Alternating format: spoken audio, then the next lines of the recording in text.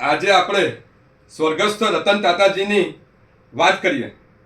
સ્વર્ગસ્થ રતન તાતાજીનું એક નમસ્તે રતન તાતા એ પુસ્તક મેં વાંચ્યું અને એ પુસ્તક વાંચીને હું ખૂબ જ પ્રભાવિત થઈ ગયો.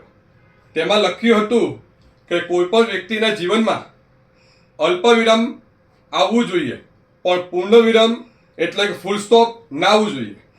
અલ્પવિરામનો મતલબ થાય છે કે તમે જિંદગીમાં ઘણું બધું શીખવા માંગો છો, ઘણું બધું મેળવવા માંગો છો અને તમે જિંદગીને ખૂબ જ સારી રીતે જીવવા માંગો છો. જ્યારે પૂર્ણ વિરામનો મતલબ થાય છે કે તમને જિંદગીમાં બધું જ આવડે છે અને તમારે કોઈ પણ વસ્તુ કંઈ પણ વસ્તુ શીખવાની જરૂર નથી.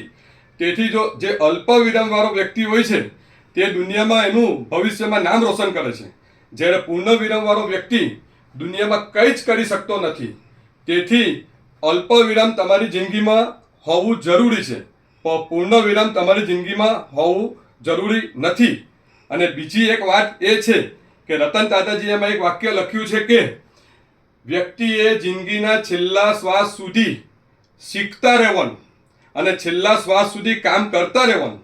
તેથી જ આજે પણ લોકો રતન તાતાજીને યાદ કરે છે અને રતન તાતાજીના વિચારો પોતાના મગજમાં ઉતારે છે. રાધે રાધે.